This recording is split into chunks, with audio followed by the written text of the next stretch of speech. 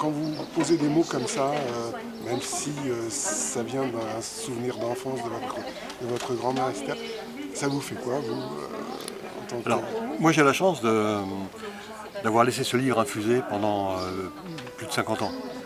Donc on pose souvent la question de savoir si j'ai été impliqué émotionnellement dans l'écriture. Non, tout a infusé en moi depuis très très longtemps.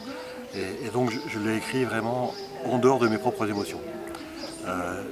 C'est quelque chose que je voulais parce que ce que je voulais c'était restituer les émotions de mes personnages et pas les miennes. Donc voilà, la réponse est tout a infusé, tout a décanté tranquillement jusqu'à ce que j'arrive à pouvoir décrire, retranscrire le témoignage de ma grand-mère de façon un peu décalée, avec un recul. Je pense que j'aurais pas pu écrire ce livre il y a 20 ans, j'aurais été trop impliqué dedans. Et c'est peut-être ce qui fait la force de ce bouquin, c'est que justement, en tant qu'auteur, je ne suis pas surimpliqué, ce qui permet effectivement au lecteur d'avoir, comme j'ai dit tout à l'heure, l'impression de vivre les émotions de mes personnages et pas les miennes.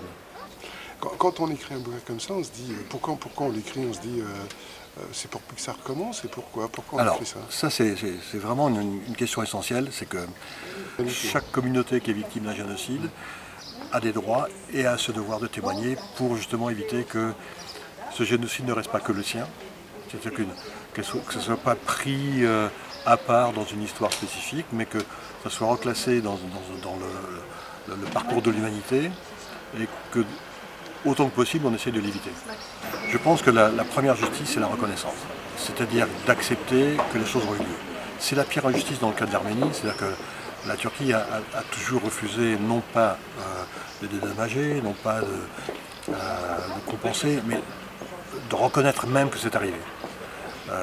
C'est la première étape, reconnaître que c'est arrivé. Parce que maintenant, cette reconnaissance, elle va servir à des gens comme moi de la troisième génération. Ça n'aurait pas de sens de réclamer des terres, de réclamer des territoires, de réclamer de l'argent, de réclamer des compensations. Ça n'a plus de sens pour nous. Par contre, ce qui a un sens, c'est que l'État turc, en tant qu'État, pas en tant que peuple, en tant qu'État, que l'État turc en tant qu'État reconnaisse que les choses ont bien existé comme telles. C'est ça la seule importance. Après, chacun fera avec. Chacun en tirera les conclusions, chacun continuera à vivre son arménité d'une façon différente. Mais on est quand même maintenant à la 4e génération. Mes enfants sont de la 4e génération, mais mes enfants commencent à avoir des enfants qui sont de la 5e génération. Il faut remettre tout ça dans la perspective de l'histoire. Par contre, ça peut servir à ce que politiquement ou géopolitiquement les choses ne se renouvellent pas. Ça peut servir à être vigilant avec ce qu'il arrive au Haut-Karabakh. Ça arrive à être vigilant avec ce que la Turquie est en train de faire dans le bassin méditerranéen. Voilà, ça sert à ça. Le témoignage de ma grand-mère, j'espère qu'il est poignant dans le livre. C'est pour ça que j'ai tenu que ça soit sous forme romancée, comme si je la lui faisais raconter. Mais si ma grand-mère vient devant un tribunal et qu'elle raconte ce que je raconte dans le livre, personne ne peut le contester. Le problème de la communauté arménienne, c'est qu'elle n'a pas eu la possibilité matérielle de faire ça et que l'État turc a joué là-dessus. Vous verrez que dans les années qui viennent, l'État turc qui conteste le terme de génocide et qui conteste le nombre de morts.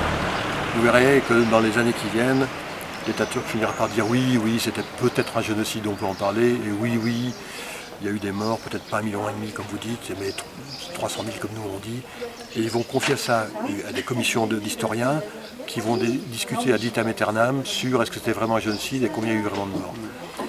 Et ils pourront le faire parce que ça ne seront plus que des chiffres, dans des statistiques, dans des tableaux Excel. Il n'y a plus l'humanité du témoignage vivant. C'est pour ça qu'en tant qu'écrivain, je me devais de faire ce témoignage vivant. Et j'espère que d'autres le feront derrière parce que c'est pour maintenir ce qui est arrivé dans le concept d'humanité et de sortir de le concept d'histoire qui très souvent n'est qu'une compilation de documents.